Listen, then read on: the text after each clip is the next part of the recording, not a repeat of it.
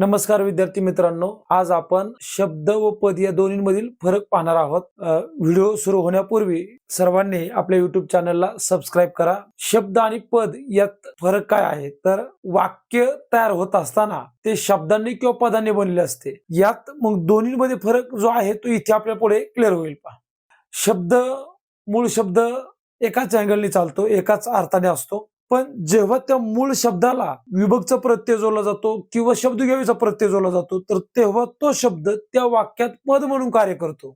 जेव्हा तो वाक्यात नसतो पण प्रत्यय जोडला जातो तर तेव्हा त्याला प्रत्ययुक्त शब्द म्हणायचे। पहा, म्हणजे या 2-3 बाबी खूप महत्वाच्या आहेत। आपण या सर्व गोष्टींची माहिती फळ्यावरती पाहू। इकडे सर्वांचं लक्ष असो। मी गाणे गातो असं हे आपल्या पुढे वाक्य आहे। आता ह्या वाक्यात 1, 2 आणि 3 शब्द एकत्र आलेत, म्हणजे हे वाक्य शब्दांनी बनलेले आहे। फक्त या वाक्यात शब्द आहेत, पद आलेले नाही। आता या शब्दांपैकी मी हे सर्वनाम आहे, गाणे हे नाम आहे, तर गातो हे क्रियापद आहे। जे या वाक्यात हे 3 शब्द एकत्र येऊन वाक्य तयार झालेलं आहे। राजेश पाण्यात पोहतो हे आपलं दुसरं वाक्य आहे। या वाक्यात इथे 3 शब्द आहेत, राजेश, पाण्यात आणि पोहतो।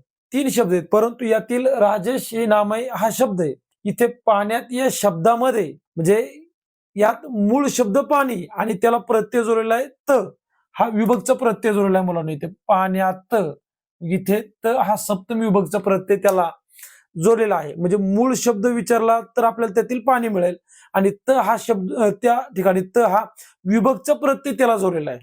मग जेव्हा एखाद्या नामाला किंवा सर्वनामाला विभक्तचा प्रत्यय जोडला जात असेल त्या वाक्यात आणि त्यावेळेस त्यात जो बदल होतो तर ते म्हणजे त्या वाक्यात आलेलं पद राहील, तर इथे ते पद आहे। म्हणजे शब्द जर आपण तिथे विचारात घेतला तर तो शब्द आहे पाणी। पाणी हा शब्द आहे, पण वाक्यात येताना त्या पाणी या शब्दात बदल होऊन पाण्यात हे पद तयार झालं, त्याला सप्तमी विभक्तचा प्रत्यय जोडला, म्हणजे पाण्यात हे पद आहे। शब्द विचारला तर पाणी, म्हणजे वाक्य तयार होत असताना शब्द आणि पद एकत्र येऊन वाक्य तयार होतं। हा विभक्तचा प्रत्यय जोडलेला आहे। पुढच्या आपल्या पुढे येणारं जे उदाहरण आहे तर त्यात वेगळा प्रत्यय पाहायला मिळेल। पण आपल्या पुढे पुढचं उदाहरण आहे, गायी झाडाखाली बसल्या असं वाक्य। हे वाक्य कारण की वाक्याचा अर्थ पूर्ण झालेला आहे, क्रियापद आलेलं आहे, वाक्य आहे।